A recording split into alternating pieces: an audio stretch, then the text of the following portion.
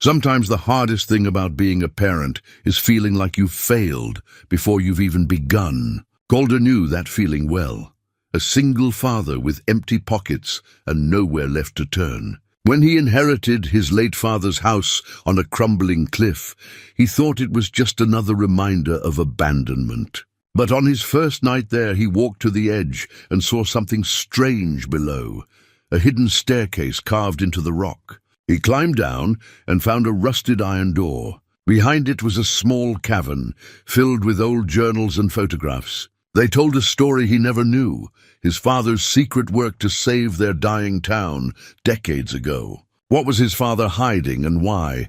Before we jump back in, tell us where you're tuning in from, and if this story touches you, make sure you're subscribed, because tomorrow I've saved something extra special for you. 3 days earlier, Calder's old pickup truck had rattled down the coastal highway with a sound that reminded him of everything falling apart. His daughter Bryn slept in the passenger seat, her 8-year-old face pressed against the window, breath fogging the glass. She'd been so quiet lately, too quiet for a child her age. He knew she felt the weight of their circumstances, even if she didn't have words for it yet. The inheritance letter had arrived 6 weeks ago, forwarded 3 times before it found him in the cramped apartment above the laundromat. Warren Moss, his father, had died 2 years prior. Calder hadn't known. They hadn't spoken in over a decade. Not since that final argument when Calder was 23 and angry at a father who seemed more interested in old papers than his own son. Now Warren was gone, and he'd left Calder a house. Just a house. No money, no explanation, no apology for the years of distance. The road curved along the coastline, and Ember Bay appeared below like something from a faded postcard. Population 847, according to the weathered sign. Calder remembered it being over 2,000 when he was young.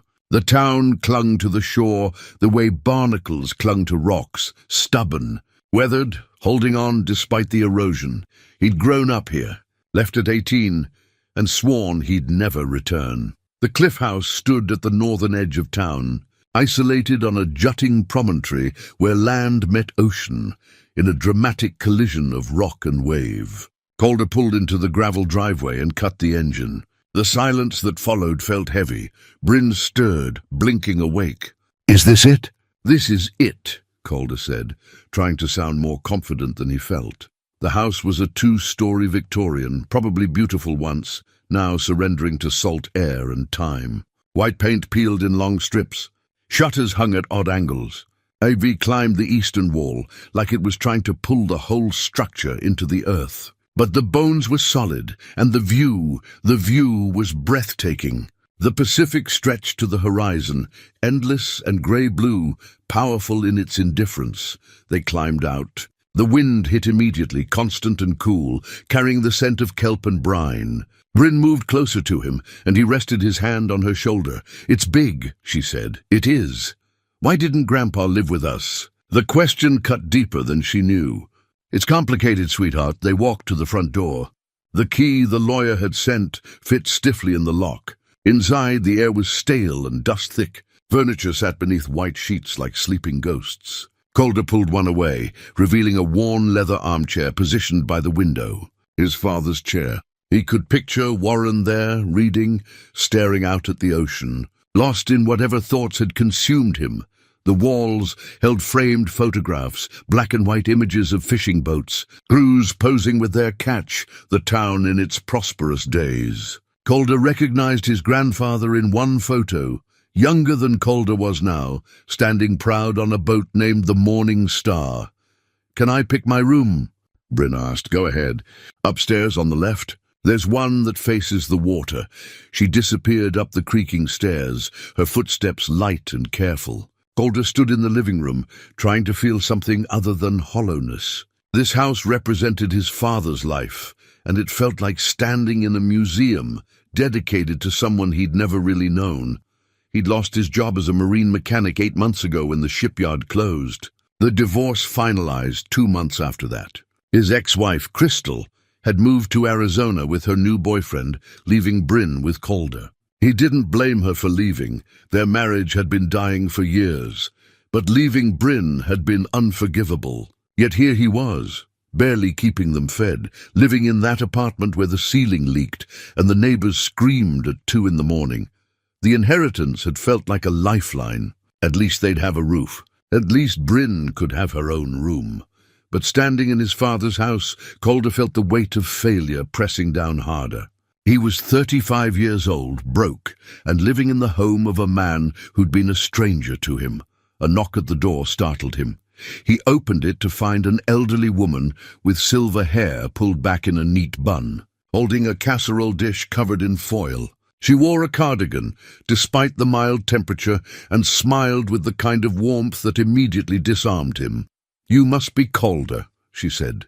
"I'm Audrey Finch. I live just down the road. Thought you might appreciate a warm meal on your first night." "That's very kind." "Thank you." He took the dish, felt its warmth through the foil. "Your father was a good neighbor. Quiet, kept to himself mostly, but good." "I was sorry to hear when he passed." Calder nodded, unsure what to say. "I didn't know him well. Not toward the end." Mrs. Finch's expression softened with understanding. "He spoke of you sometimes. Said you had his stubbornness." She smiled gently. "He meant it as a compliment, I think. Warren was working on something important before he died. Never did finish it. Perhaps you'll discover what it was." "What kind of thing?" "Research, documents, history. He spent hours on it. Said it mattered." She patted his arm. "Welcome home, Calder. If you need anything, I'm the blue house with the yellow door. And tell that daughter of yours there's fresh cookies tomorrow if she wants to visit." After she left, Calder set the casserole on the kitchen counter and explored the rest of the house. His father's study was exactly as he'd imagined. Floor-to-ceiling bookshelves, a heavy oak desk, papers organized in neat stacks. Everything precise, methodical. Warren had been an accountant before retiring, a man who lived by numbers and order, but what had he been working on? That evening, after a quiet dinner of Mrs. Finch's chicken casserole and putting Bryn to bed in the room with the ocean view, Calder stood on the back porch. The sun was setting, painting the sky in shades of amber and rose. The ocean reflected the light, turning molten. He walked across the scrubby grass toward the cliff's edge. There was no fence, just open space ending in a sharp drop. Calder stopped a safe distance back and looked down. The cliff face fell 30 feet to jagged rocks, where waves crashed and retreated in an eternal rhythm. And that's when he saw it. Cut into the rock face, partially hidden by ivy and erosion, was a staircase. Narrow, steep, carved directly into the stone. It descended along the cliff, switching back once, ending at what looked like... He squinted through the dimming light. A door. An iron door set into the rock itself. Calder's heart quickened.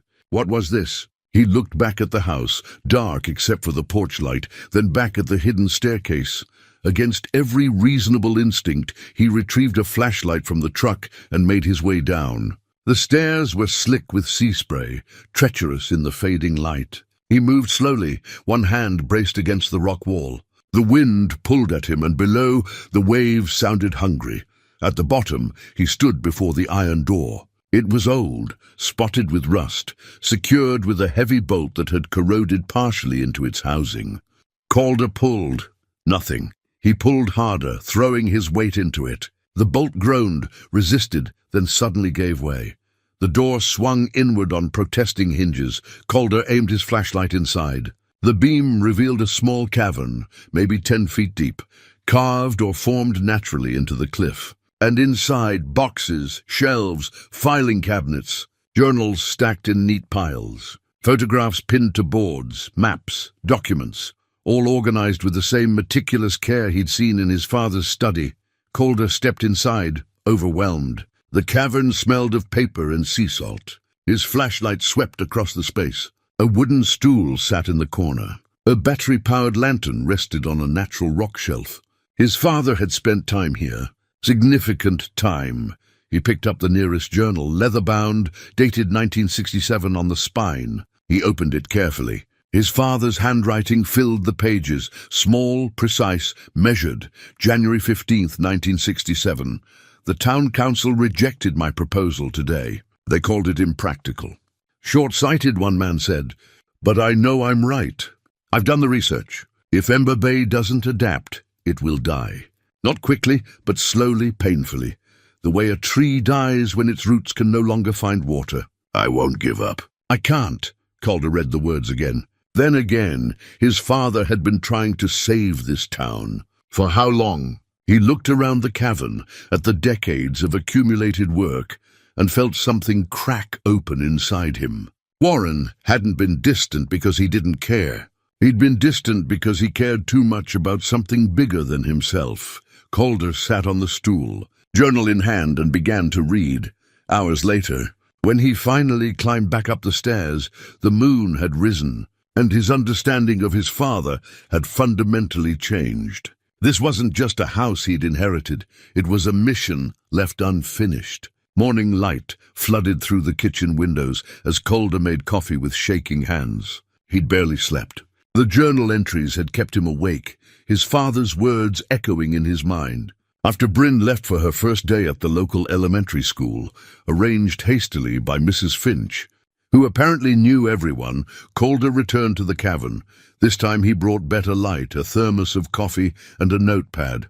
The descent felt less treacherous in daylight, though no less strange. A secret space carved into a cliff, a hidden archive of one man's obsession. Inside, Calder began systematically examining the contents. The organization was impressive. Warren had labeled everything by year and category: town council, financial records, environmental studies, correspondence, personal reflections. He pulled a box marked 1983, critical year. Inside were copies of meeting minutes from the Ember Bay Town Council, dated March through June. Calder spread them across the makeshift table, a board laid across two crates, and read March 14th, 1983. Warren Moss had requested time to present a proposal. The minutes were dry, bureaucratic, but Calder could read between the lines. His father had stood before the council and proposed creating a fishing cooperative. Not just any cooperative, a comprehensive system of shared resources, sustainable quotas, direct-to-market sales channels, and community investment. The proposal itself was paperclipped to the minutes. 20 pages, typed, with hand-drawn charts and financial projections. Calder's chest tightened as he read. It was brilliant, thorough, visionary. The council's response was recorded in cold efficiency. Motion to adopt Moss proposal fails 5-0. Councilman Burke notes proposal is impractical and idealistic. Councilman Reeves states we need real solutions, not dreams. Calder found photographs tucked in the same box. His father standing at a podium, maybe 50 years old, wearing his best suit. The council members' faces ranged from bored to hostile. One man was actually laughing, but it was the margins of Warren's personal copy that gutted him. His father's handwriting, usually so controlled, became jagged, emotional. They wouldn't even discuss it. 37 years of fishing tradition in this town, and they won't consider survival. Why won't they see? And later, dated a week after the rejection, I understand now. They're afraid. Fear makes people cruel. But I can't stop. If I stop, I'm complicit in what comes next. Calder set the papers down and pressed his palms against his eyes. This had broken something in his father. He could feel it in the desperate energy of the notes that followed, dozens of journals, all documenting Warren's solitary crusade to prove his idea could work. He spent the next 3 hours reading through the archives. The scope was staggering. Warren had corresponded with marine biologists at 3 universities. He'd studied cooperative models from Alaska to Chile. He'd tracked fish populations, water temperatures, market prices, regulatory changes. For 40 years, and through it all, Calder saw his own childhood from a different angle. The closed study door, his father's distraction at dinner, the times Warren had said, "Not now," when Calder wanted to throw a baseball or talk about school. It hadn't been indifference. It had been this. A man consumed by purpose, fighting a battle no one else believed in. The realization brought no comfort, only a hollow ache. They'd lost each other over this.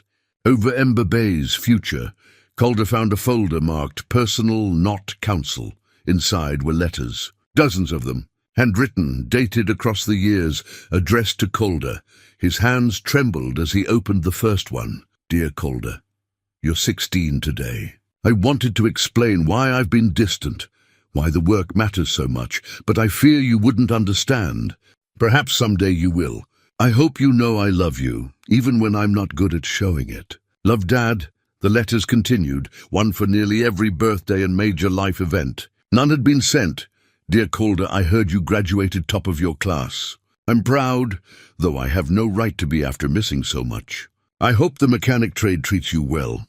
You always had good hands. Love, Dad. Dear Calder, Mrs. Finch told me you got married. I wasn't invited, and I understand why. I hope she makes you happy.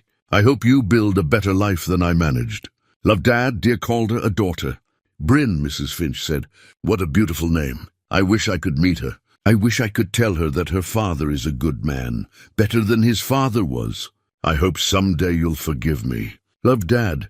The last letter was dated 3 weeks before Warren's death. Dear Calder, the doctors say my heart is failing. Fitting, I suppose. I've failed at most things that mattered, except maybe this. The research is complete. The plan is sound, but I'm out of time.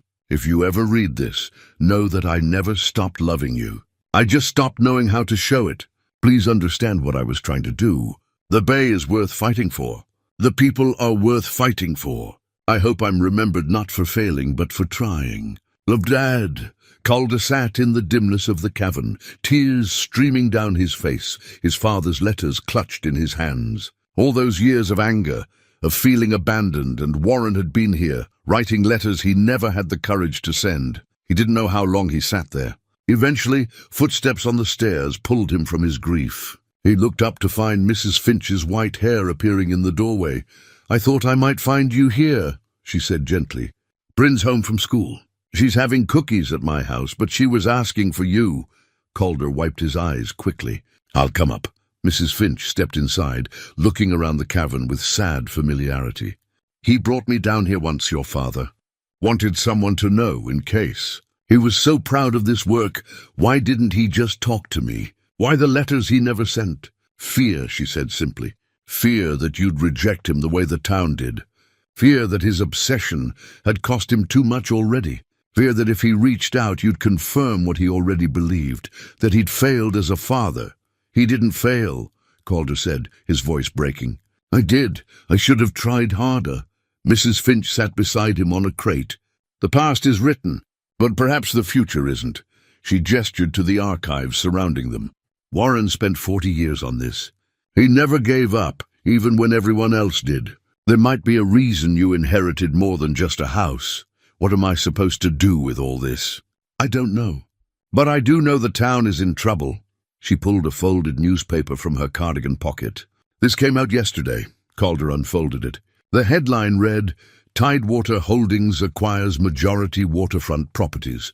Development plans announced. He scanned the article. A development company had been quietly buying up property along Ember Bay's waterfront. They planned to demolish the old pier, build luxury condominiums, a boutique hotel, a marina for pleasure crafts. The article quoted the company representative, someone named Brent Holloway, promising jobs and economic revival. They're pricing everyone out, Mrs. Finch said. The families who fished these waters for generations can't afford the new property taxes. Can't compete with the money being offered. In 5 years, Ember Bay won't be a fishing town anymore. It'll be a resort for wealthy retirees. Calder looked at his father's research, at the decades of work, at the letters never sent. He thought about Bryn, about the town, about legacy and redemption. My father tried to stop this. Not this exactly, but the dying that led to this. He knew if Ember Bay didn't save itself, someone else would remake it into something unrecognizable. She stood, brushing dust from her skirt. The question is, do you? After she left, Calder sat alone in the cavern. The weight of the choice pressed down on him. He could sell the house, take Bryn somewhere fresh, start over again. Or he could stay. He could pick up the work his father died trying to complete. It was madness. He had no money, no influence, no reason to think he could succeed where Warren had failed. But as he looked at the archives, at 40 years of hope documented and preserved, he felt something shift inside him. His father had left him more than a house. He'd left him a purpose, and maybe, just maybe, a chance to finally understand the man he'd spent so long resenting. Calder climbed the stairs as evening fell, his father's last letter folded in his pocket, and made his choice. The next week fell into a rhythm. Mornings belonged to Bryn. Breakfast, walking her to school, trying to be the father she deserved. The rest of the day belonged to the cavern and Warren's archives. Calder approached it the way he'd approach rebuilding an engine.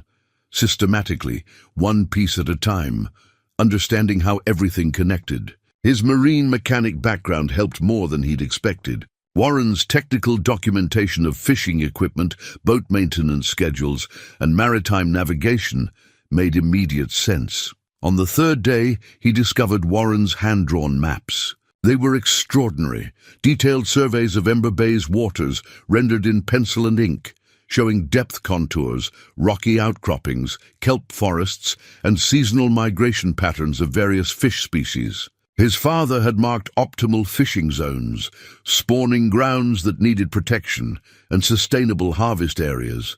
Each map was dated and annotated. Warren had updated them manually, tracking changes in water temperature, fish populations, and ecosystem health.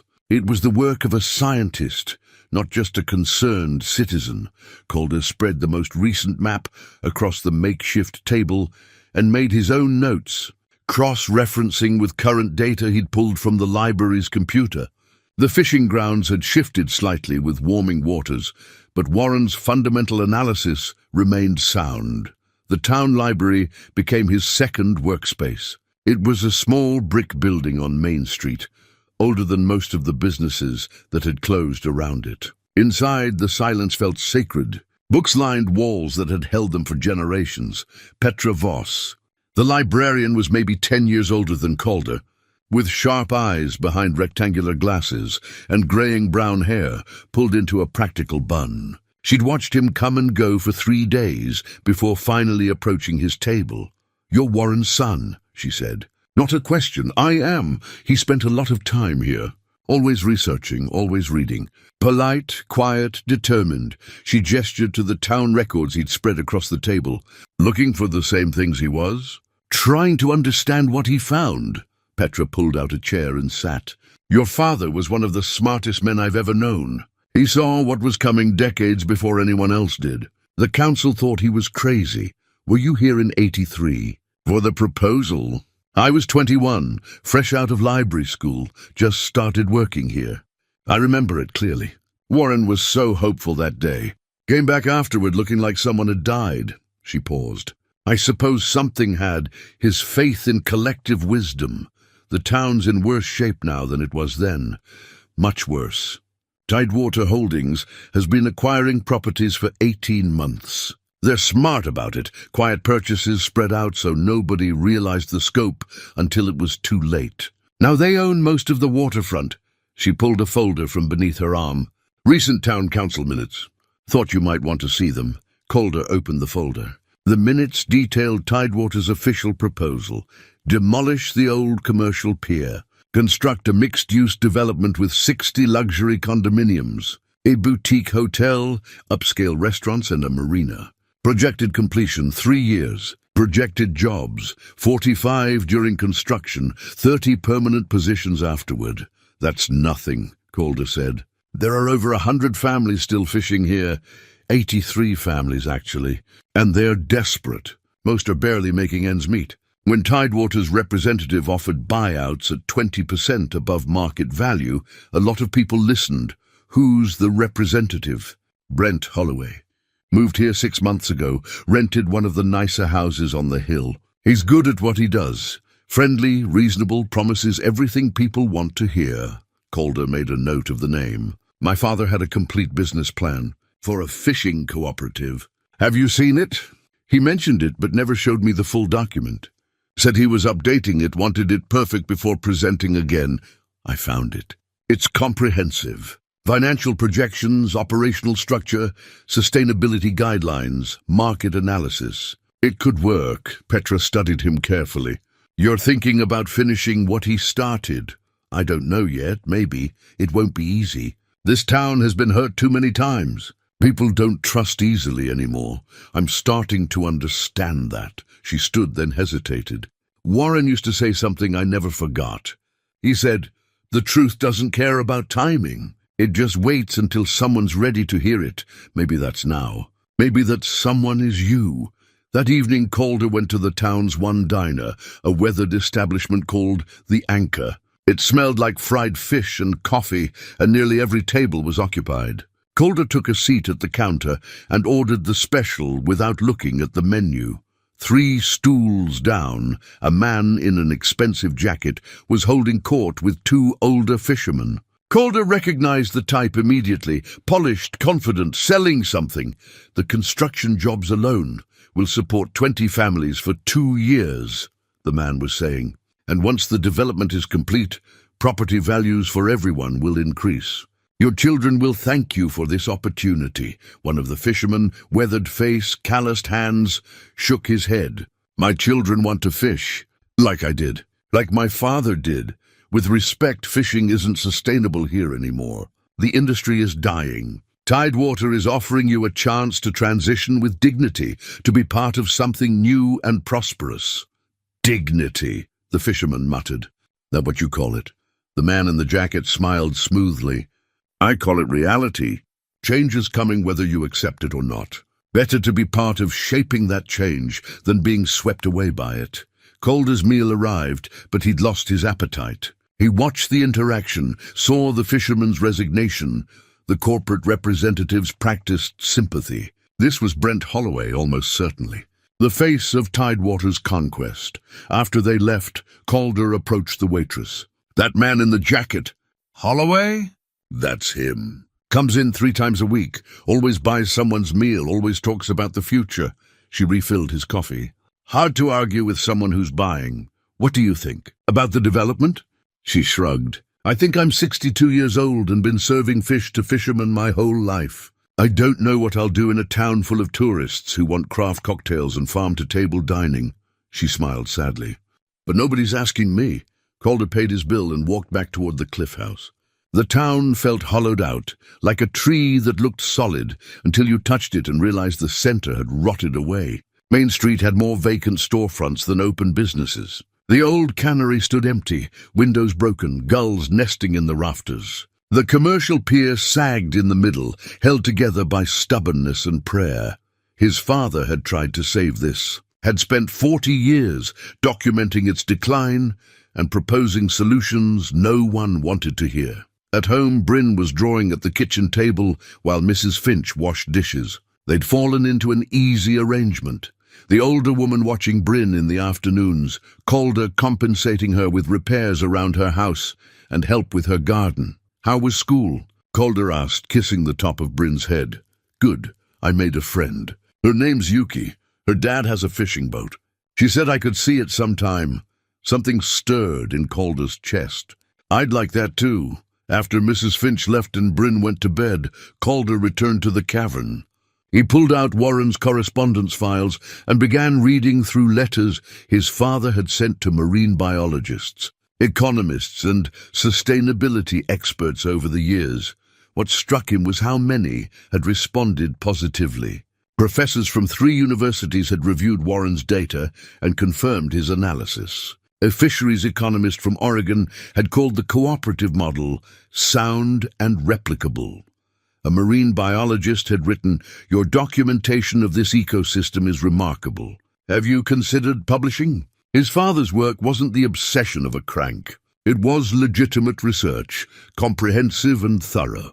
The tragedy was that it had been ignored because Warren was just a local accountant. Not someone with credentials the council respected, but the work itself, that was credible. Calder found Warren's most recent version of the business plan, dated 14 months before his death. He read through it carefully, making notes. The financial projections were conservative, almost cautious. The operational structure was democratic, 1 family, 1 vote. The sustainability guidelines were strict, ensuring the bay's health for generations.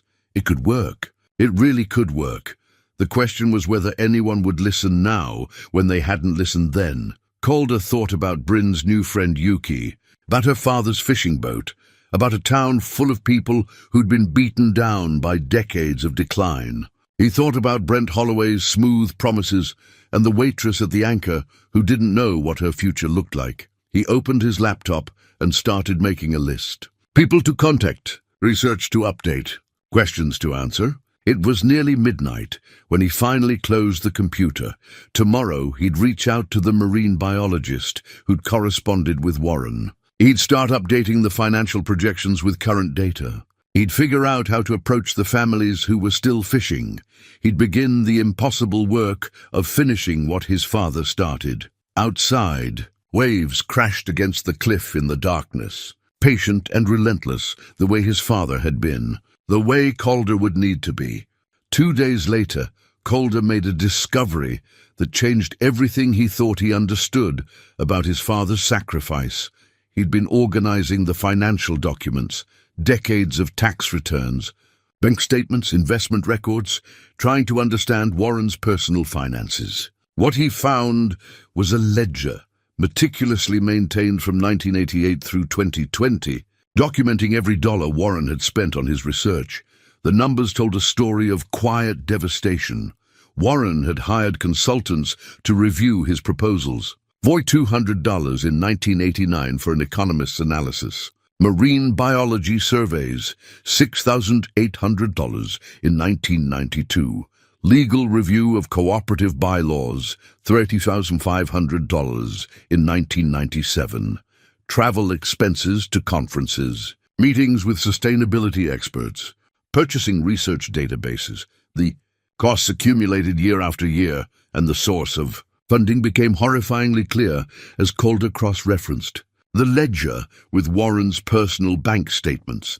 His father had liquidated his retirement account in 1994. He'd taken out a second mortgage on the Cliff House in 1998. He'd sold his truck and bought a used one in 2003, putting the difference toward hiring an environmental impact consultant. Calder remembered that truck. Remembered being 17 and embarrassed when his father picked him up from school in that beaten rattletrap while his friends' parents drove newer vehicles. Now he understood. Warren hadn't been cheap or careless with money. He'd been funding a research project with his own life savings. A memory surfaced, sharp and painful. Calder had been 18, graduating high school, accepted to a technical college 3 hours north. The tuition wasn't enormous, but it was more than they had. Warren had sat him down at the kitchen table and said the words that had driven a wedge between them. "I'm sorry, son. The money's tied up right now. It's not available." Calder had been furious, had accused his father of not caring, of prioritizing his obsession over his own child's future. Warren had just sat there, taking it, offering no defense. Now Calder understood why. The money was tied up in trying to save an entire community. Warren had been choosing between his son's education and research he believed could save hundreds of families. And he'd made the choice that had cost him his relationship with Calder. Sitting in the cavern, with his father's ledger open before him, Calder wept. "I'm sorry, Dad," he whispered to the empty space. "I'm sorry I didn't understand." He sat there for a long time, letting the grief and regret wash through him. Then he dried his eyes, closed the ledger, and made a decision. He would honor his father's sacrifice by making this work. Whatever it took. That afternoon, he withdrew $300, nearly a quarter of what remained in his checking account, and paid an accountant to review Warren's business plan.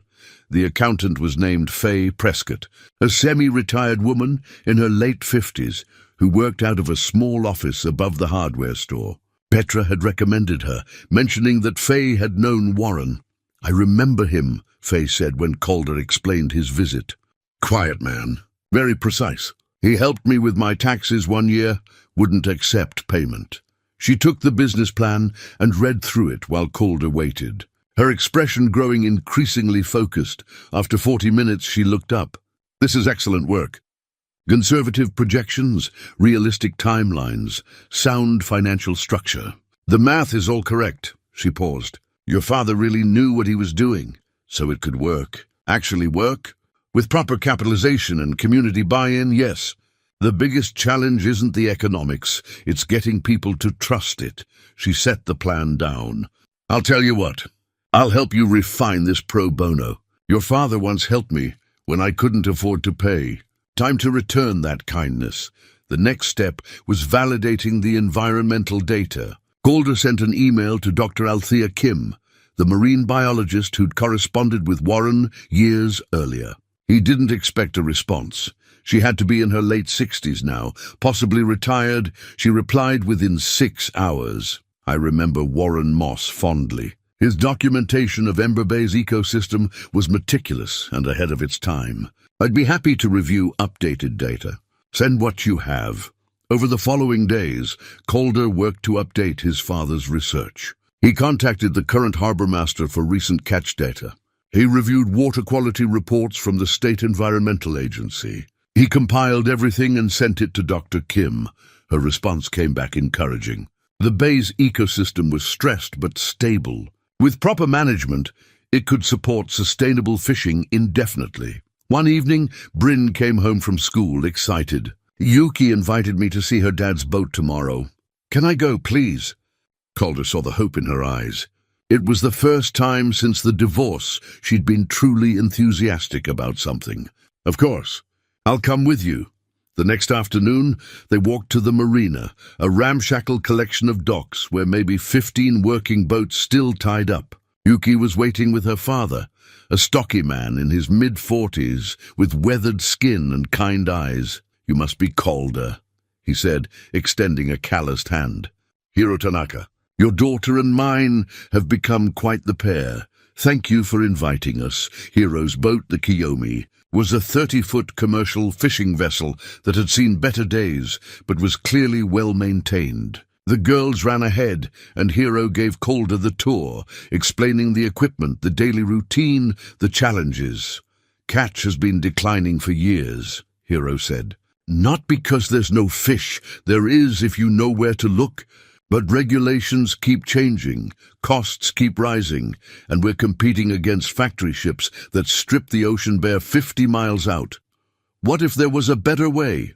Calder asked. A cooperative model where boats shared resources, coordinated sustainable harvesting, sold directly to markets? Hiro gave him a long look. You're Warren's son. I heard you were asking questions around town. My father spent 40 years developing a plan. I'm trying to understand if it's viable. Warren was a good man. Little odd maybe, but good. He talked to me once about his ideas. I listened because I respected him, but I didn't think it would go anywhere. Histro leaned against the boat's rail. My grandfather fished these waters. My father fished them. Now I do, and I'm watching it all die. If there's a way to save it, I want to hear about it. Would you talk to other fishermen? Gauge interest? I can try, but people are scared. Most of us are barely surviving. When someone offers to buy you out, even if it means the end of your way of life, the guaranteed money looks awfully good when you don't know how you'll feed your family next month.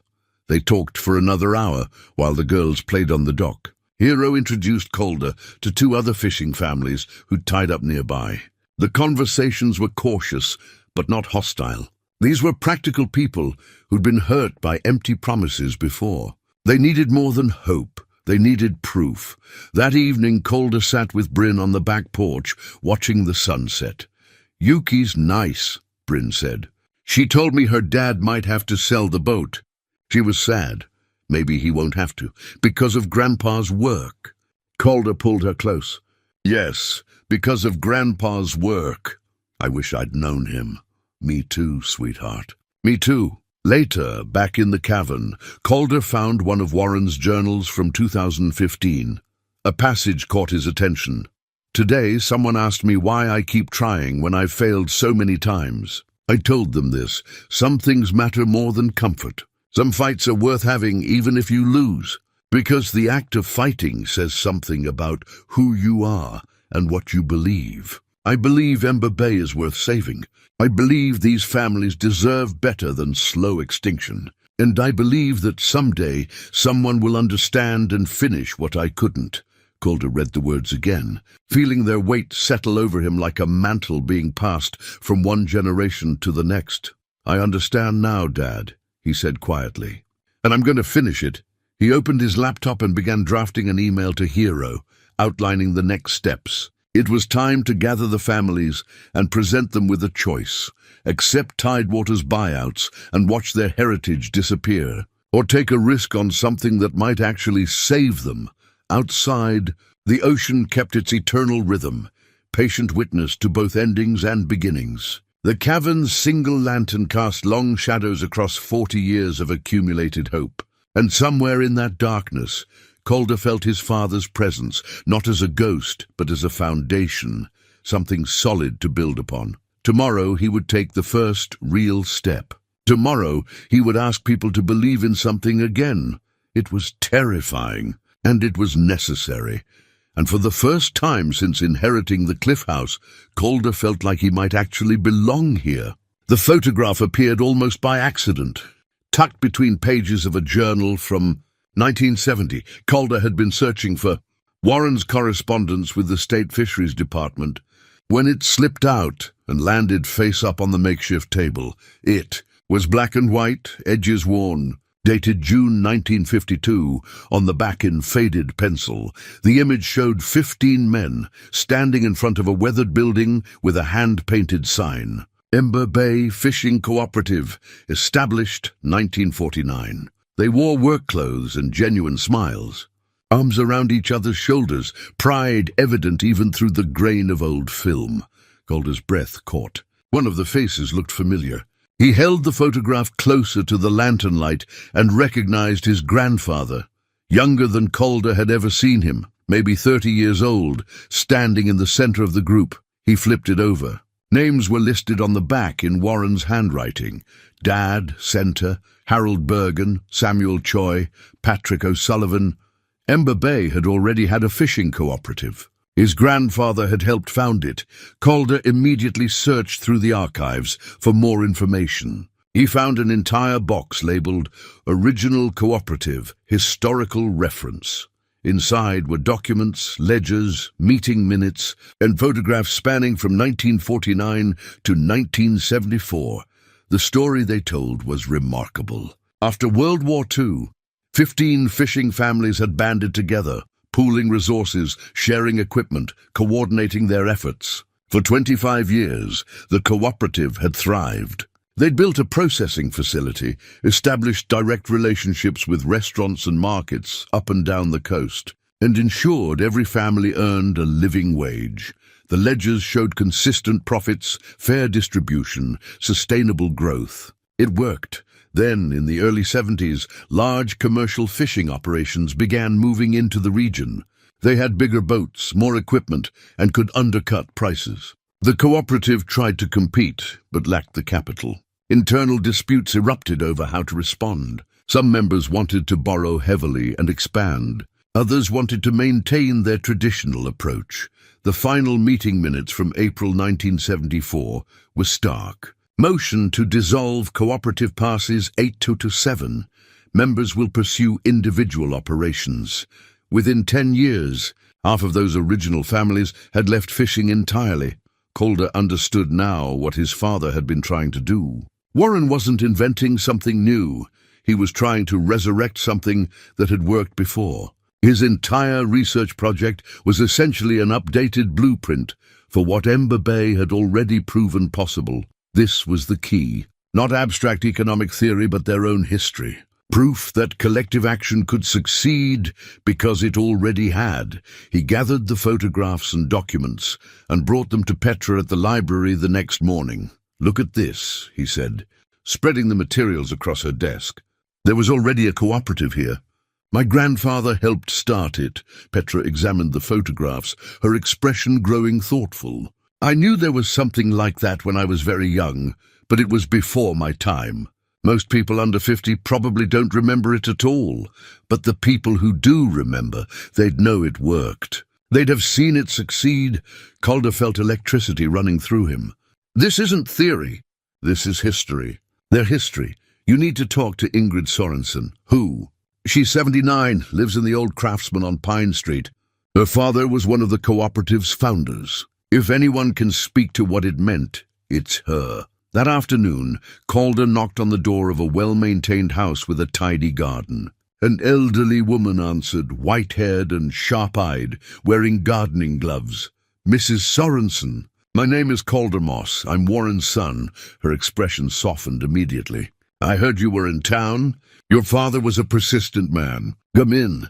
Her living room was filled with photographs and maritime memorabilia. She served tea in delicate china cups and listened as Calder explained what he'd discovered. "You found the cooperative records," she said.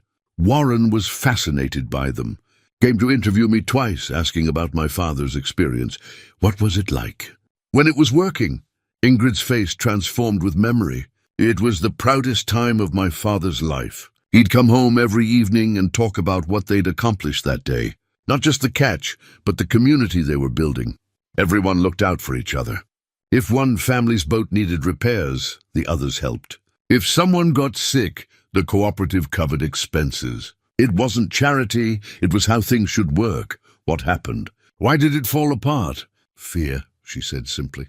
When the big commercial operations arrived, people panicked. Some wanted to fight by becoming just like them. Big, aggressive, profit-focused.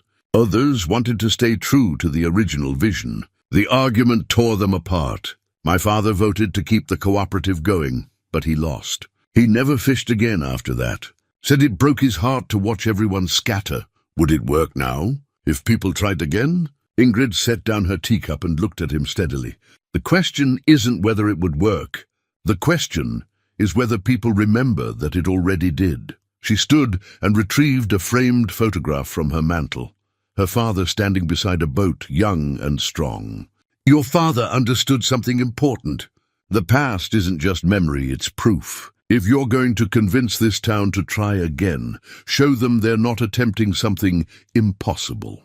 They're reclaiming something they already know how to do.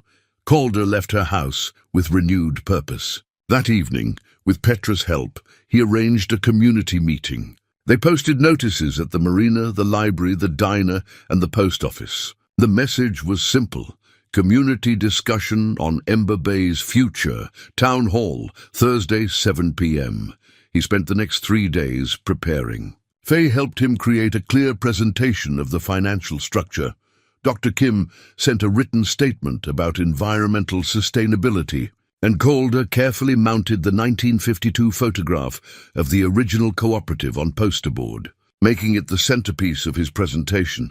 Bryn helped him practice, sitting in the living room while he rehearsed. "You keep saying, she observed with the brutal honesty of 8-year-olds. "I'm nervous." "Why?" "You're just telling the truth." Her simple wisdom steadied him. Yes, he was just telling the truth. Thursday evening arrived cold and drizzling. Calder loaded his materials into the truck, and they drove to the town hall, a 100-year-old building that had hosted countless meetings about the community's future. Inside, maybe 40 people had gathered. Calder recognized several fishing families, including Hero with his wife and Yuki. Mrs. Finch sat in the front row beside Ingrid Sorensen.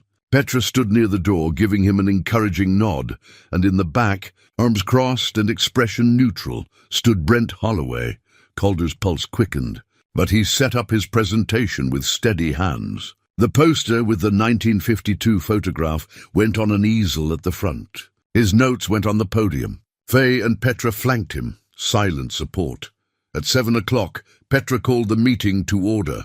"We're here tonight to discuss alternatives to Tidewater's development proposal. Calder Moss has been researching options based on work his father started decades ago." "Calder?" He stepped to the podium, looked at the faces before him, weathered, skeptical, but present. They'd shown up. That meant something. "Thank you for coming," he began. "I know you're tired of empty promises. I know you've been disappointed before.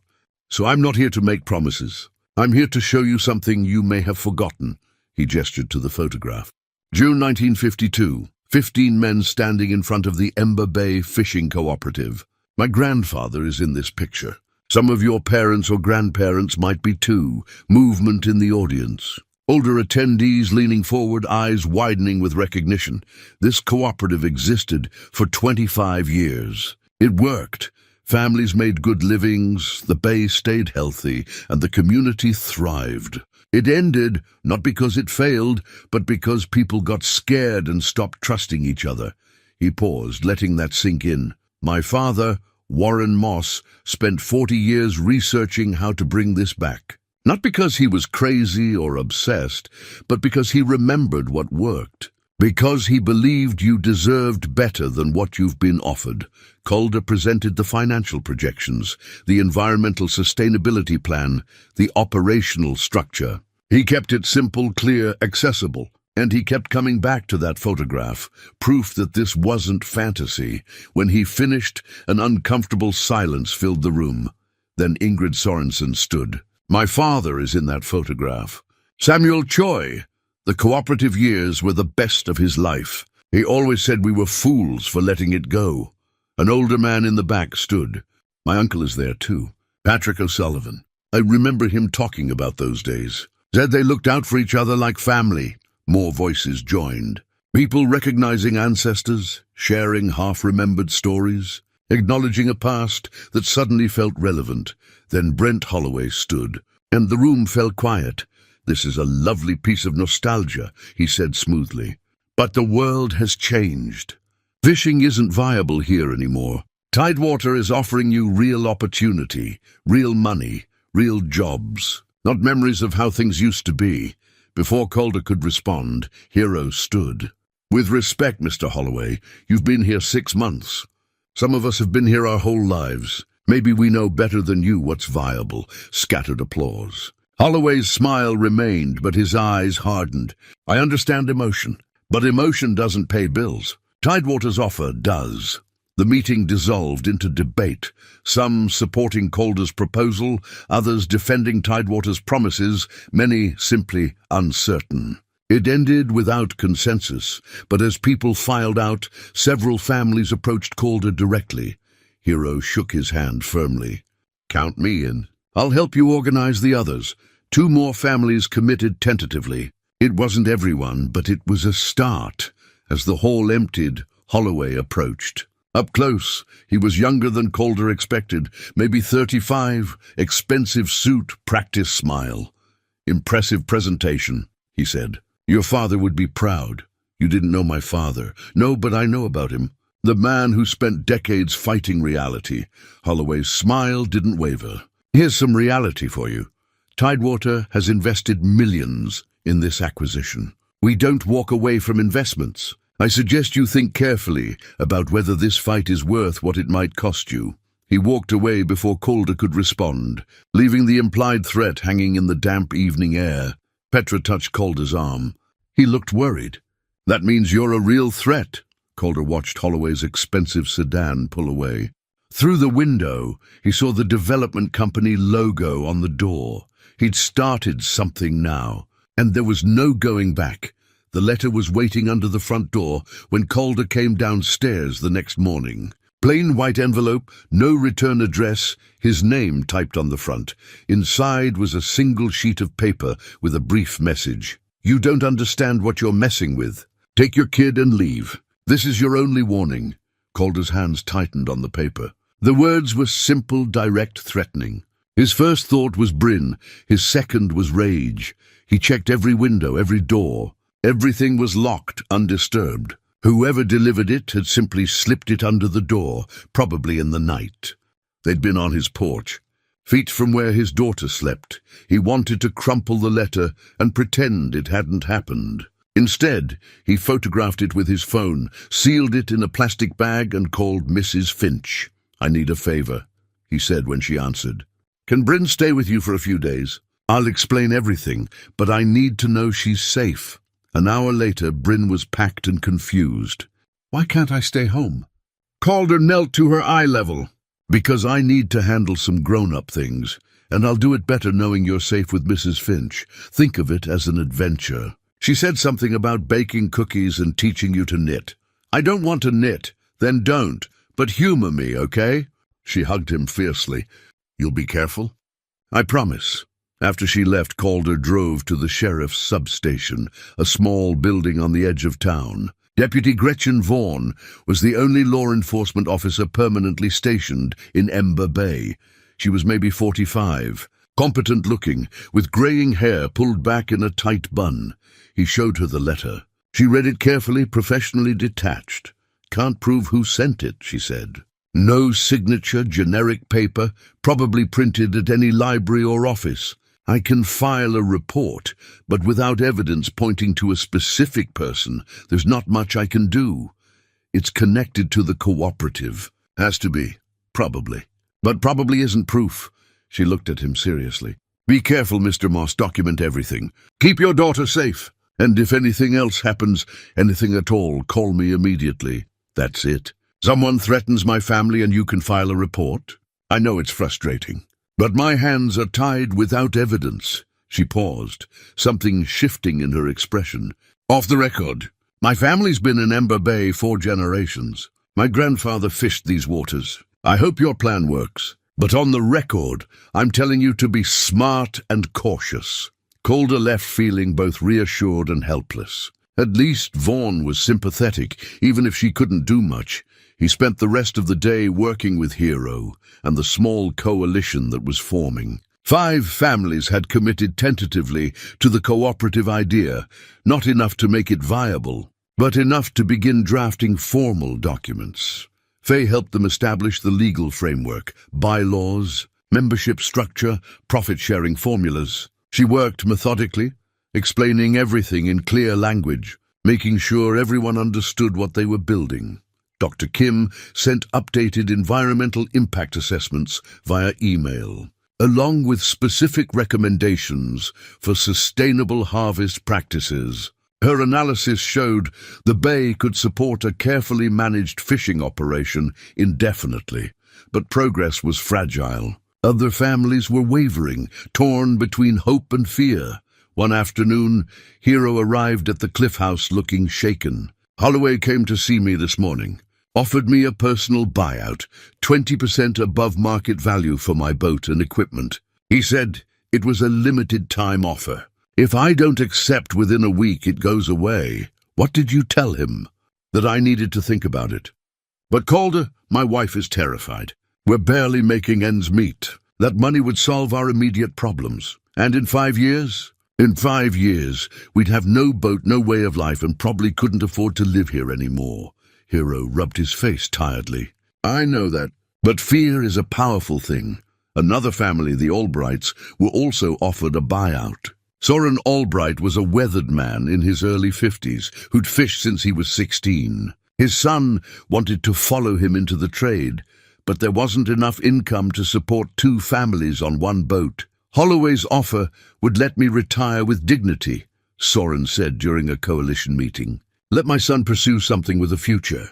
I don't know if I can turn that down for a maybe." The coalition met at Hero's boat shed, a drafty building that smelled of diesel and salt. 7 families sat around a makeshift table made of sawhorses and plywood. Calder presented the updated business plan, but he could feel the doubt in the room. "The numbers work," Faye confirmed. "With proper capitalization and 20 participating families, everyone makes a sustainable living.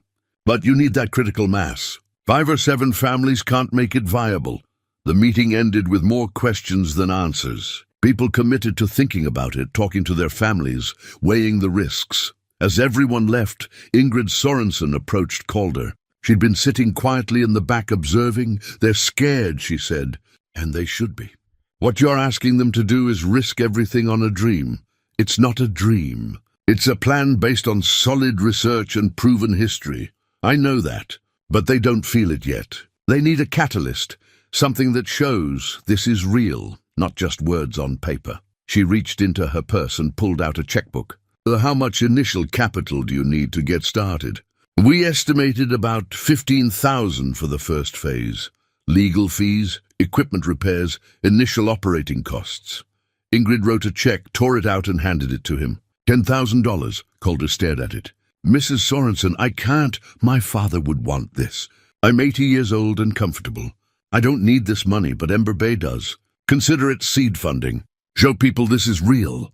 He accepted the check with shaking hands. "Thank you. I don't know what to say. Say you'll make it work. Say you'll honor what these families built once before."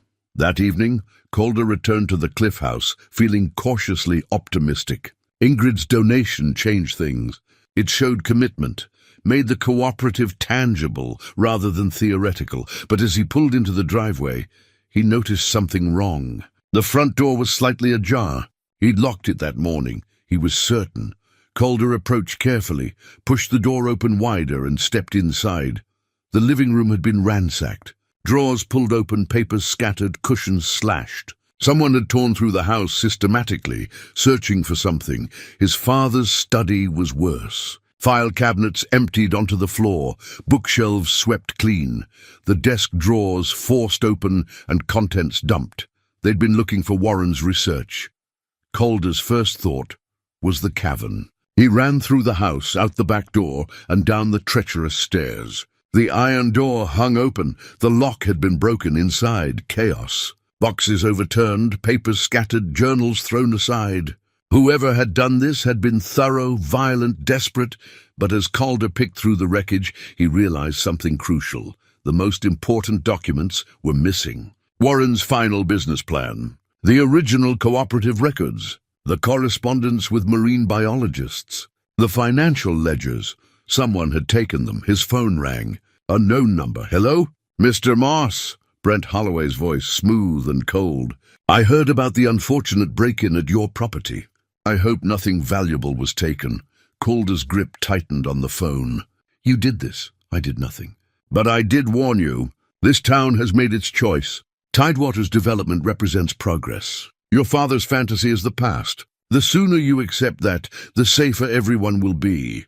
You broke into my house and stole my father's research. I have no idea what you're talking about. But I will say this. Without documentation, your cooperative proposal becomes rather difficult to pursue, doesn't it? Perhaps this is an opportunity to reconsider your options. Tidewater is still willing to make you a generous offer for the Cliff House. Think about your daughter. Think about what's best for her. The line went dead. Calder stood in the destroyed cavern, rage and helplessness warring inside him. They'd taken everything. 40 years of Warren's work, stolen in one night. But then he remembered. He'd scanned copies of the most critical documents. They were on his laptop, and he'd emailed summaries to Faye and Dr. Kim. The originals were gone, but the information survived. He called Deputy Vaughan, reported the break-in. She arrived 30 minutes later, documented the damage, took photographs. But her expression told him what he already knew. Without proof linking Holloway to the crime, nothing would happen. After she left, Calder sat in the wreckage of his father's life's work and made a decision. They'd tried to intimidate him, tried to erase Warren's legacy. But they'd failed to understand something fundamental.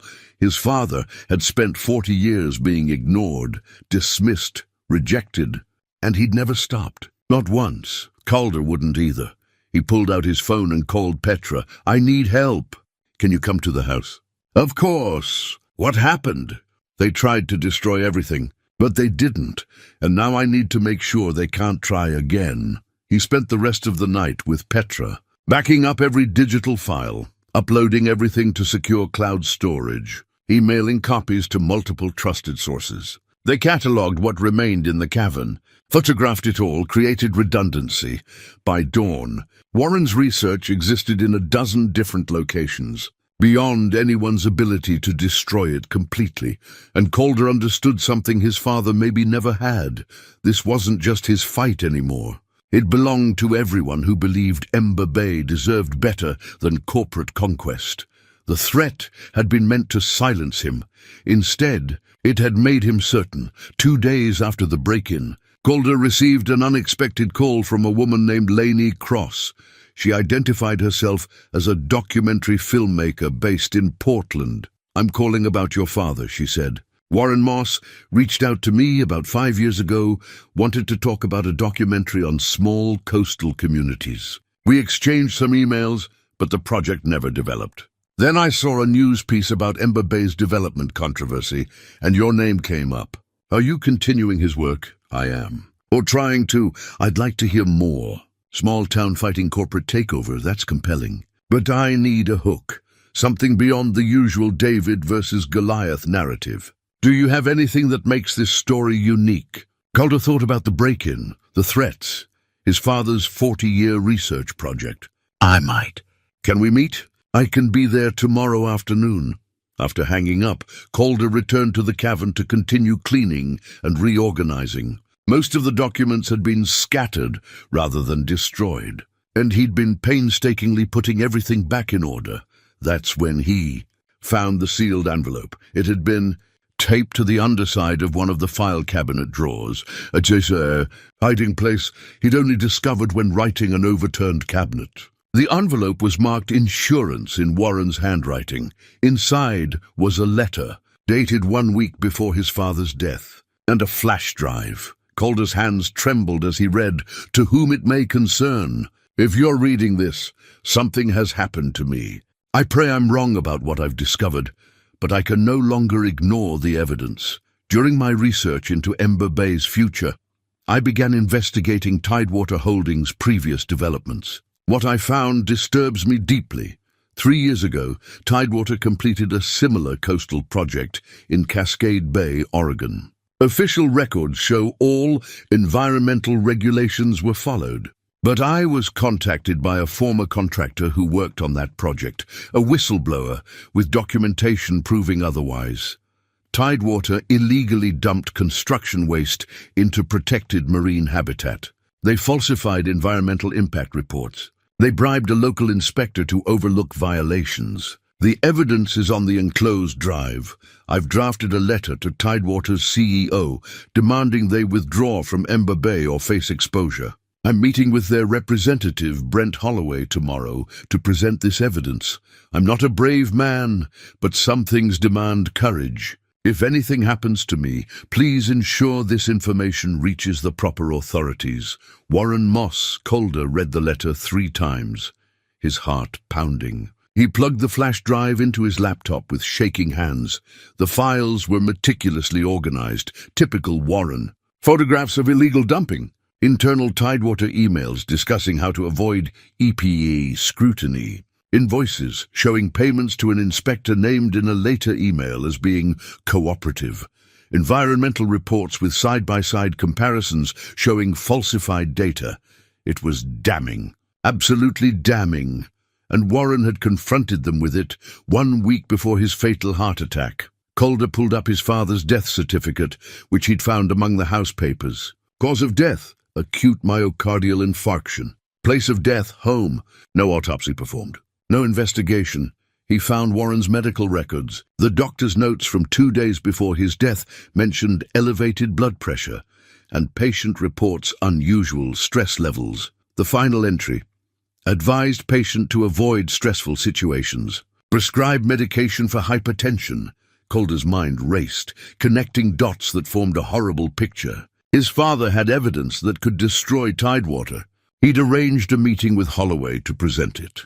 Days later, he was dead. Could it be coincidence? A 58-year-old man under extreme stress having a heart attack wasn't impossible. But the timing, he called Deputy Vaughn immediately.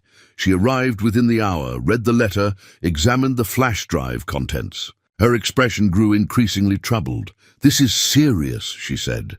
"These environmental violations could result in massive fines, possibly criminal charges. But Mr. Moss, regarding your father's death, you think I'm jumping to conclusions. I think it's been 2 years. The death was ruled natural. There was no autopsy, no investigation. Even if there were suspicious circumstances, proving anything now would be nearly impossible.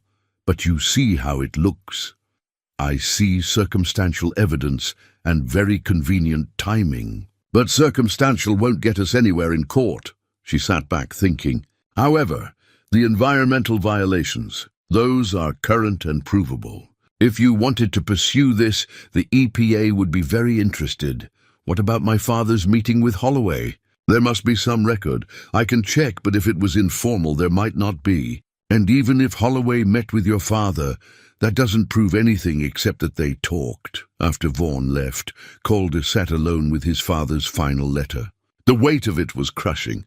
Warren had known the risks, had documented everything carefully, methodically, and then he died alone in this house before he could finish the fight. Mrs. Finch found him there an hour later. She'd let herself in when he didn't answer her knock, concerned by his car in the driveway and the open door. Calder? What's happened? He showed her the letter, watched her read it, saw her face pale. "Oh, Warren," she whispered. "You brave, foolish man. Did he tell you about this? About confronting Tidewater? He told me days before he died that if anything happened to him, someone needed to finish his work. I thought he was being dramatic. I thought—" Her voice broke. "I should have paid more attention, should have asked more questions. Do you think they killed him?" Mrs. Finch met his eyes. "I think your father was under enormous stress. I think he was carrying a terrible burden. I think he died of a heart attack. Whether that heart attack was natural or induced by confrontation, by threat, by fear, I don't know. But I know he was afraid those last days. I know something had changed. That evening, when Lainey Cross arrived, Calder told her everything. He showed her Warren's research, explained the cooperative plan, described the threats and break-in. And finally, he showed her the environmental violations evidence. Her eyes widened. This changes everything. This isn't just a story about saving a small town. This is corporate corruption, environmental crime, possibly worse. Do you understand what you're sitting on? I understand my father died trying to expose it, which makes it even more powerful. She was already making notes. I can have a crew here in 48 hours. We'll document everything, the cooperative effort, the community resistance, and these violations. This is exactly the kind of story that needs telling. Tidewater will fight back. Let them. Once this goes public, they'll be too busy defending themselves to threaten anyone. She looked at him seriously. Are you ready for this? Once we start filming, there's no going back. This becomes national news. Your life changes. Calder thought about his father, about 40 years of solitary struggle. About Bryn, about the fishing families, about a town worth saving. I'm ready. The next 2 days moved with stunning speed. Lainey returned with a small crew and began filming. They interviewed Calder, Mrs. Finch, Petra, Hero, and other coalition members. They documented the cavern, Warren's research, the cooperative plan, and most importantly, they sent the environmental violations evidence to the EPA with a formal complaint. 3 days later, the EPA announced a preliminary investigation into Tidewater Holdings' Oregon project. The news made regional headlines. Suddenly, Ember Bay's struggle had context, a pattern of corporate malfeasance rather than an isolated development dispute. Calder called a second community meeting. This time, 70 people showed up. He stood before them and told the full story. His father's decades of research, the historical cooperative, the viable business plan, and finally, Warren's discovery of Tidewater's crimes and his death shortly after confronting them.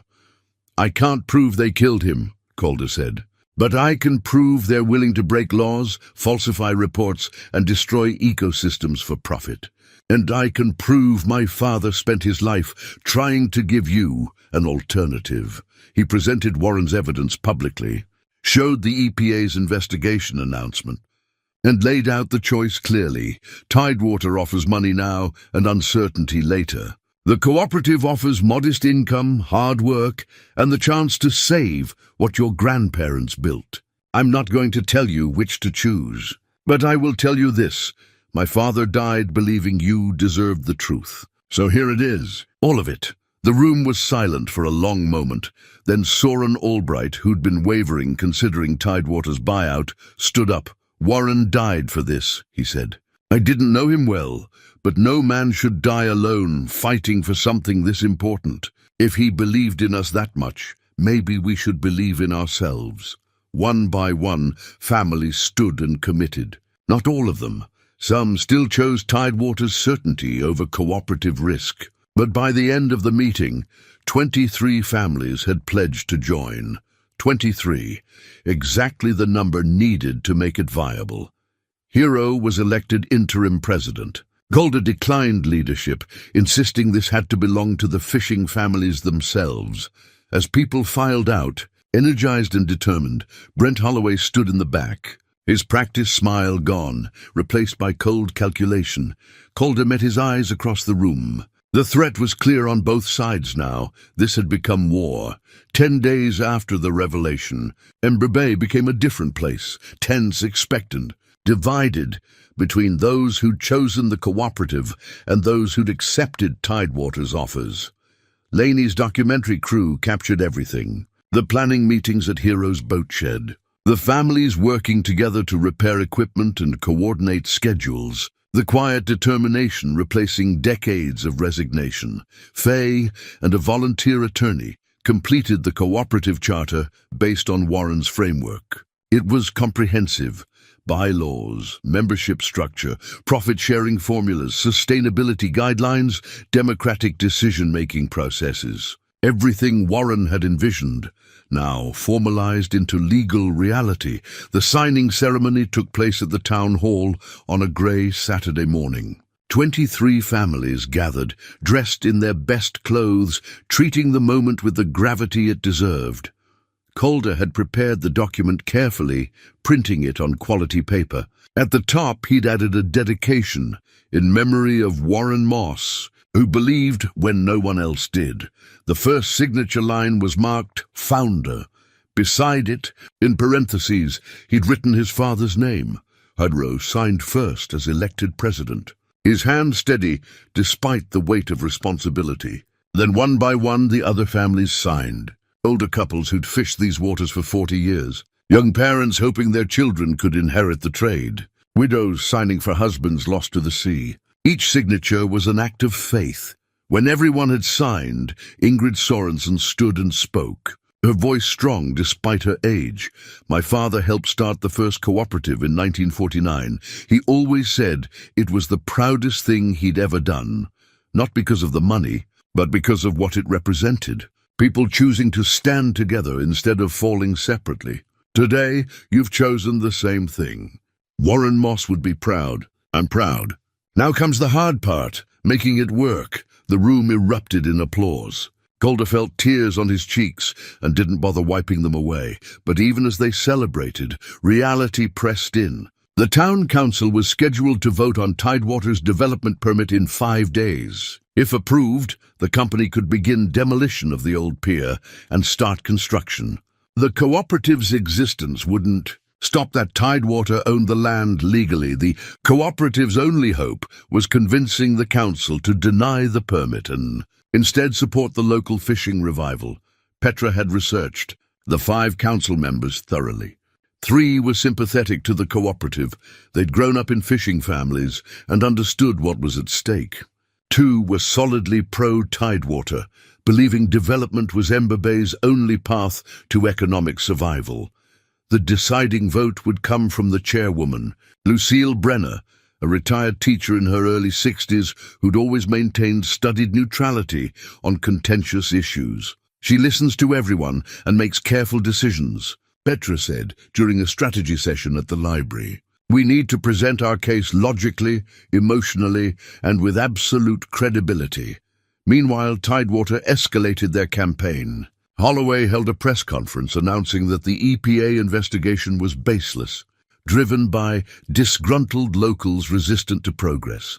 He presented glossy brochures showing architectural renderings of the proposed development, beautiful, modern, prosperous-looking, and someone, called a suspected Tidewater but couldn't prove it, began spreading rumors. The cooperative was a socialist scheme. It would fail within a year. Families who joined would lose everything. Calder was exploiting his father's death for personal gain.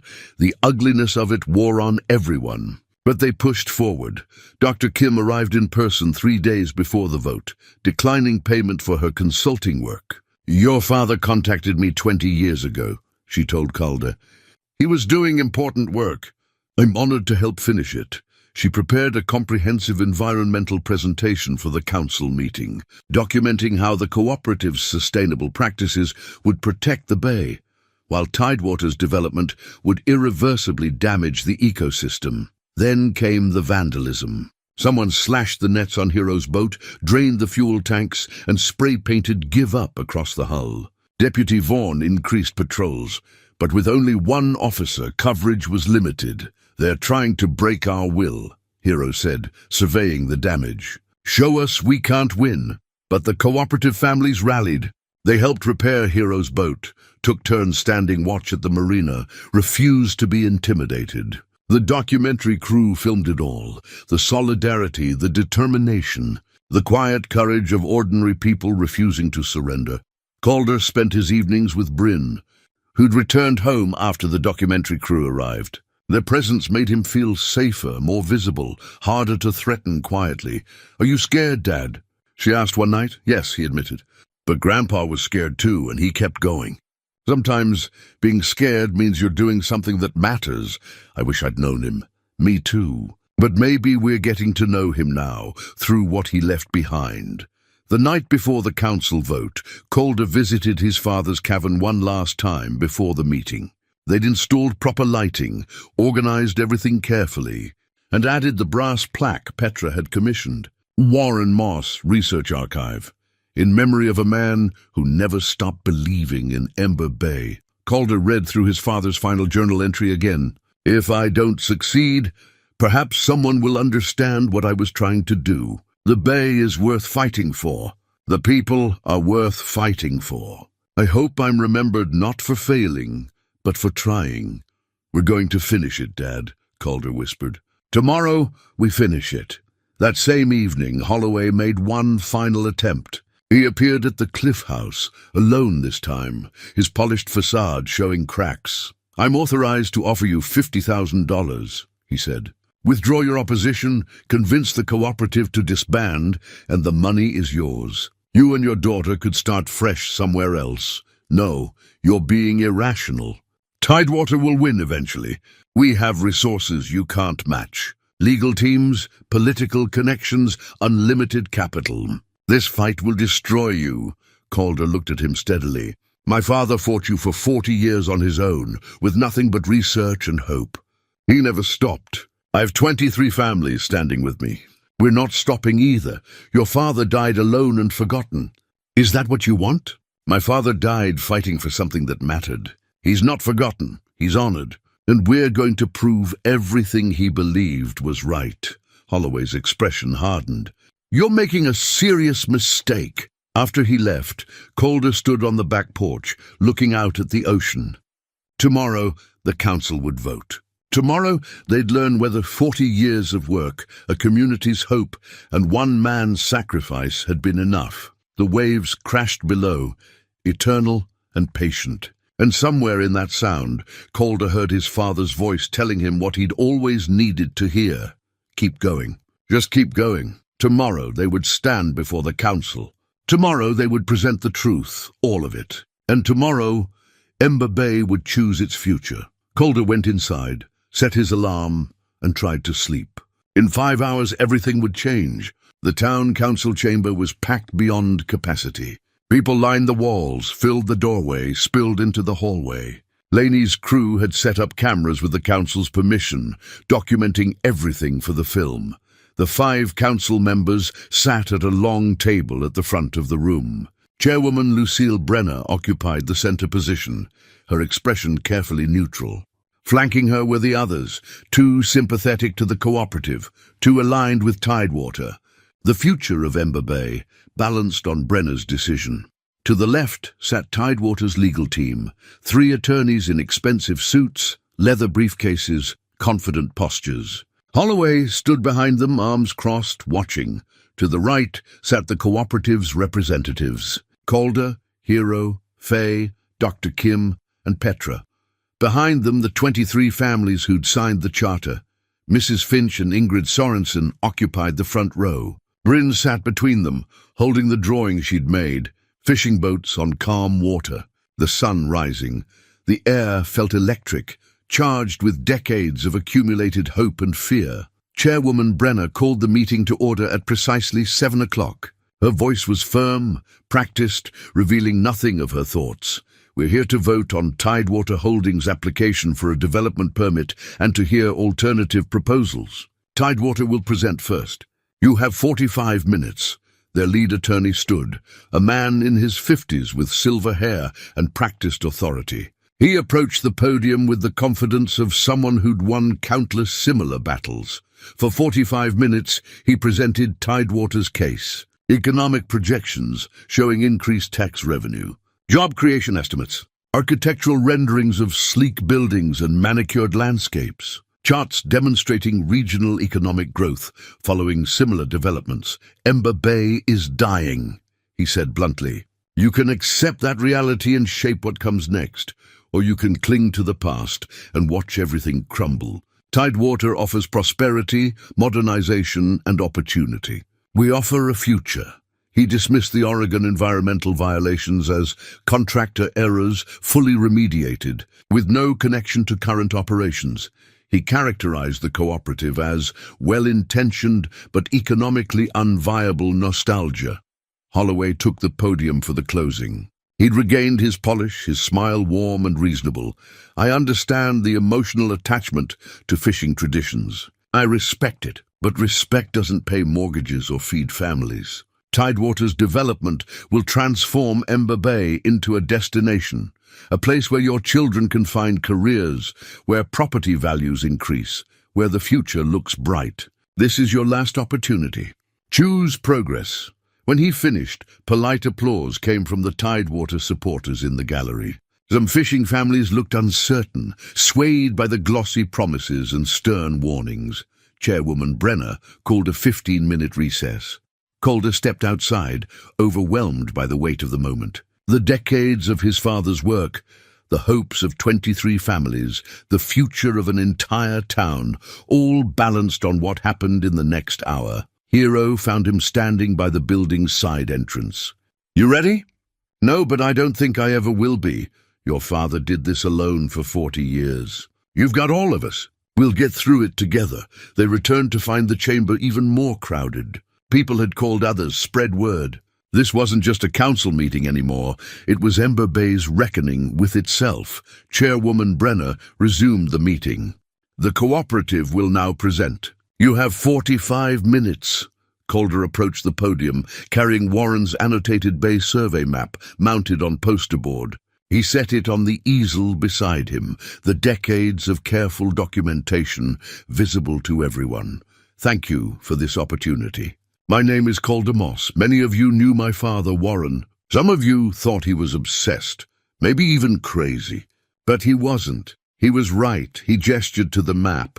This represents 30 years of research.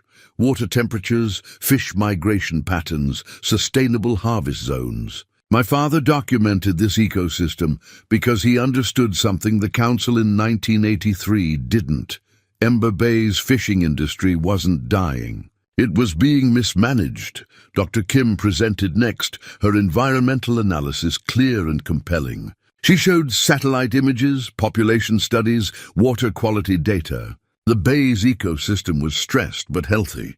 With proper management, it could support fishing indefinitely. Tidewater's development would destroy spawning grounds, disrupt crucial habitat, and cause irreversible damage. Faye followed with financial projections. She presented Warren's business plan with updated numbers, conservative estimates, realistic timelines, achievable goals. The cooperative wouldn't make anyone wealthy, but it would provide stable, sustainable income for participating families. The question, Faye said, isn't whether this works economically.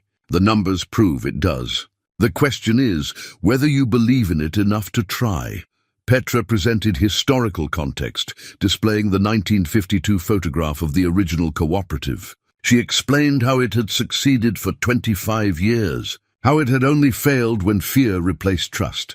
Then Hero spoke. His voice rough with emotion but steady with conviction.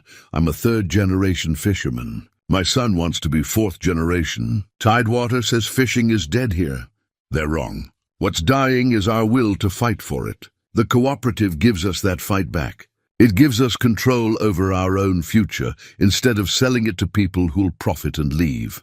Other cooperative members gave brief testimonies, each story personal, grounded, human. Not promises of wealth, but commitments to preserve a way of life worth preserving. Finally, Calder returned to the podium. He held up Warren's letter about the environmental violations, the original, in his father's handwriting.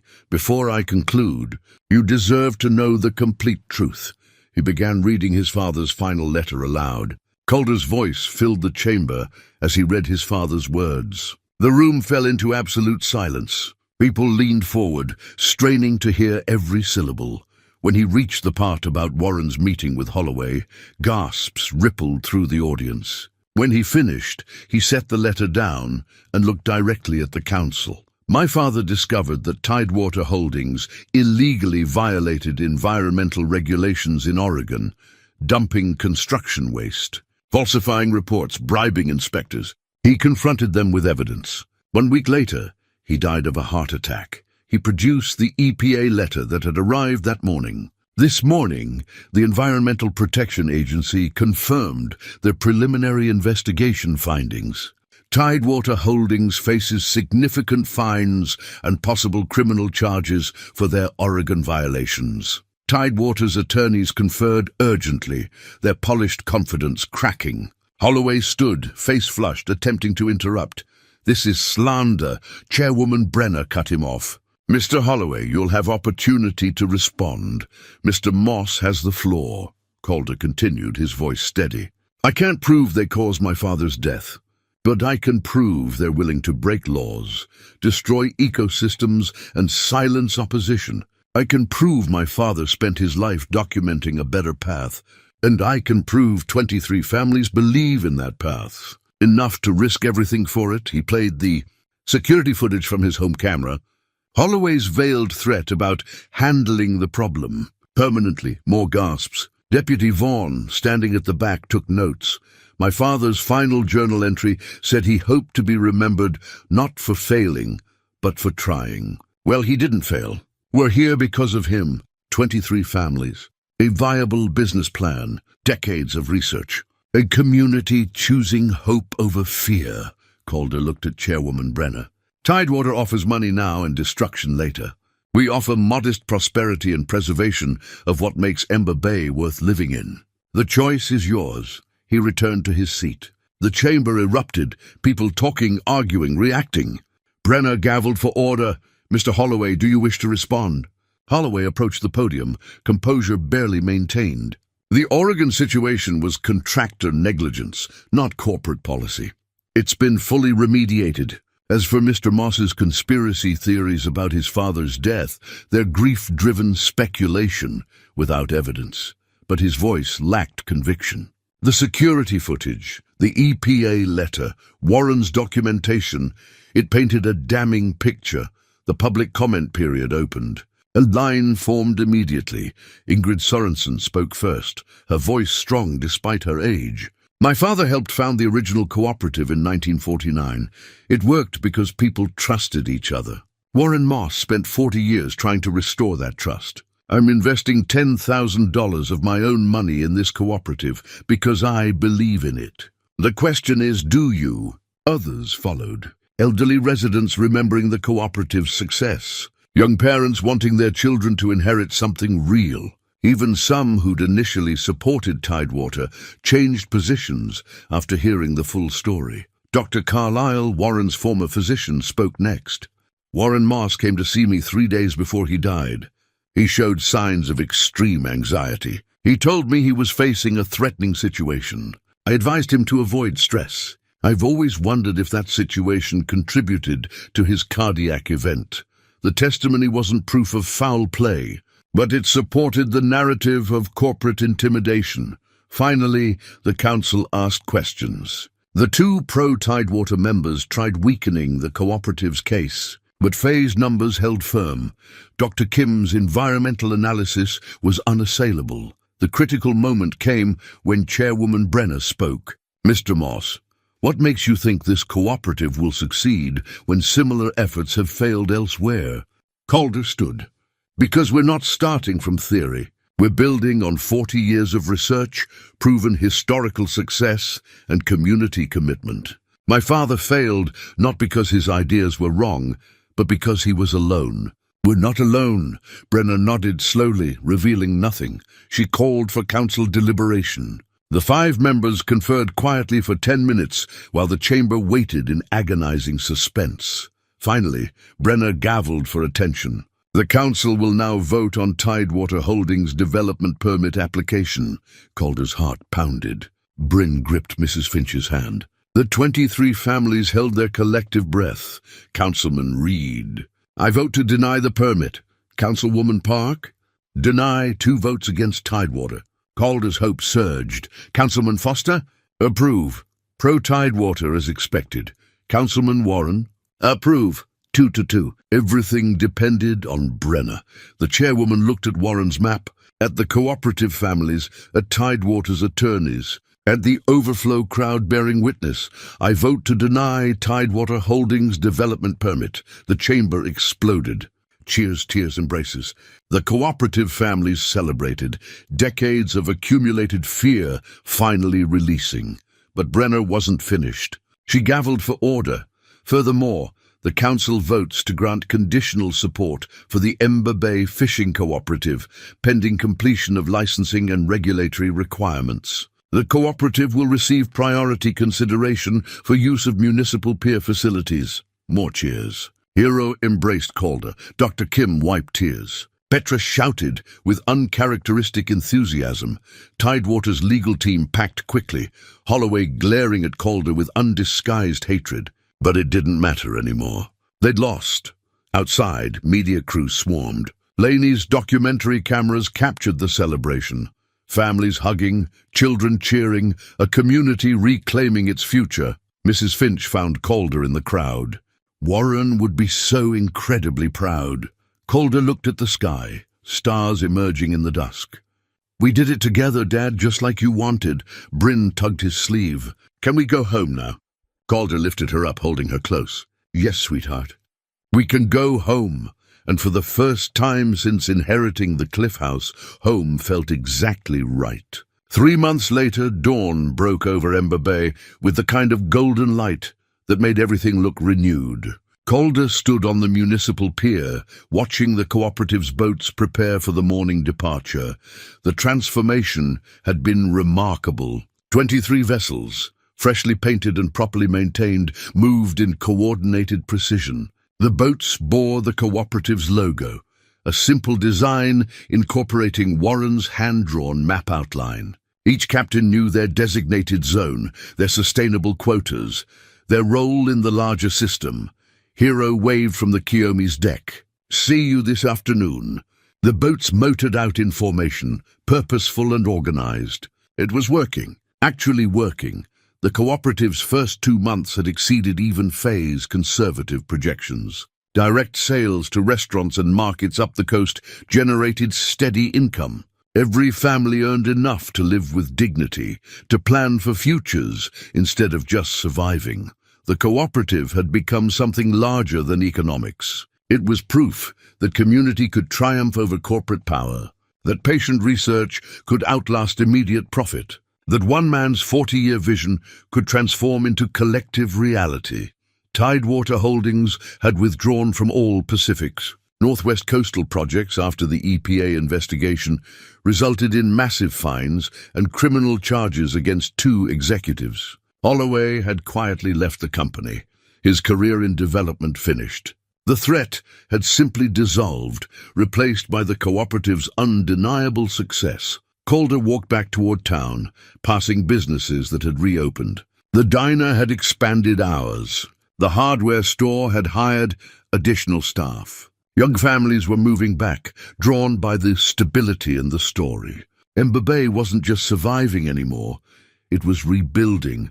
At the library, Petra was hosting a group of high school students studying Warren's research. The cavern had been officially designated as a community archive and educational resource. Students from 3 universities had visited, studying the documentation, writing papers on sustainable fishing models. Warren's work, ignored for 40 years, was now recognized as pioneering Laney's documentary. The Last Stand of Ember Bay had premiered at a regional film festival the previous month, winning the Audience Award.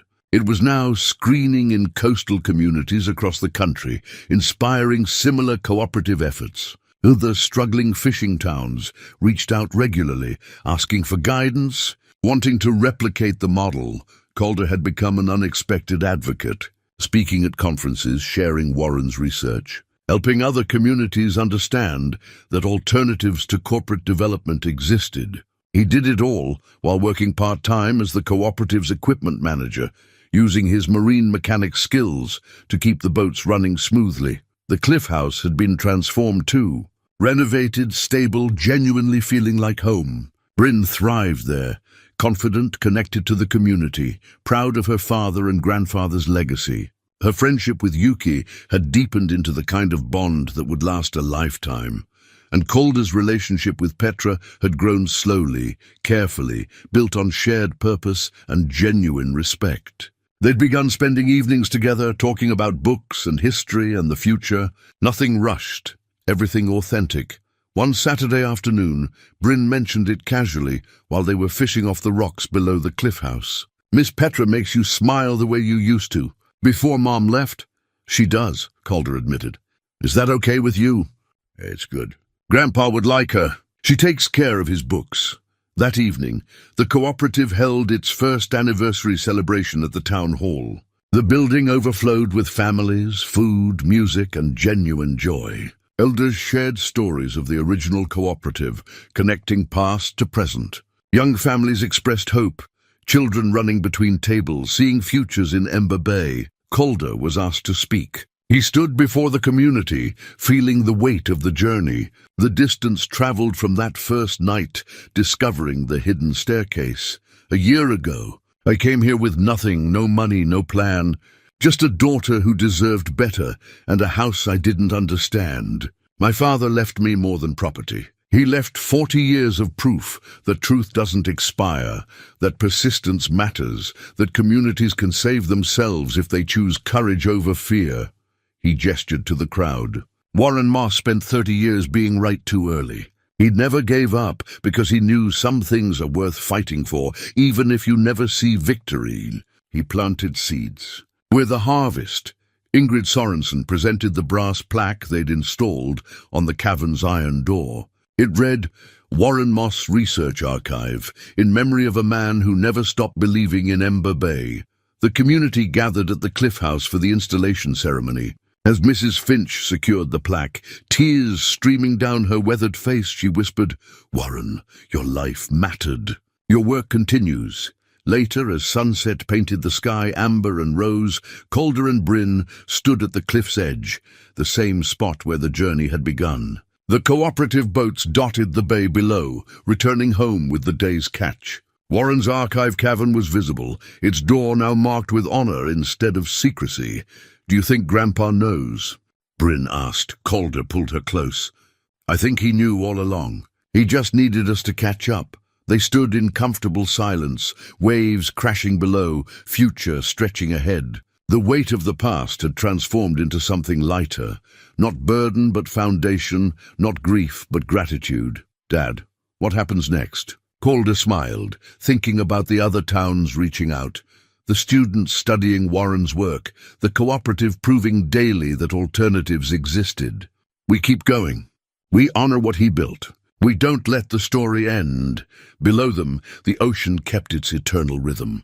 The cooperative boats tied up at the pier, families unloading catches, children playing on the docks. Ember Bay looked like it had been given a second chance, or perhaps had finally claimed the chance Warren had been offering all along. In the cavern, Warren's journals sat preserved and honored, 40 years of patient hope now vindicated. His maps hung on walls where students studied them. His research formed the foundation of something living and growing. A legacy, Calder realized, isn't what you leave when you die. It's what you plant that continues growing long after you're gone.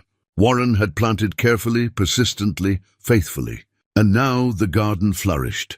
As darkness fell and stars emerged, Calder whispered to the wind, "Thank you, Dad, for never giving up, for showing me what matters, for believing we'd understand someday."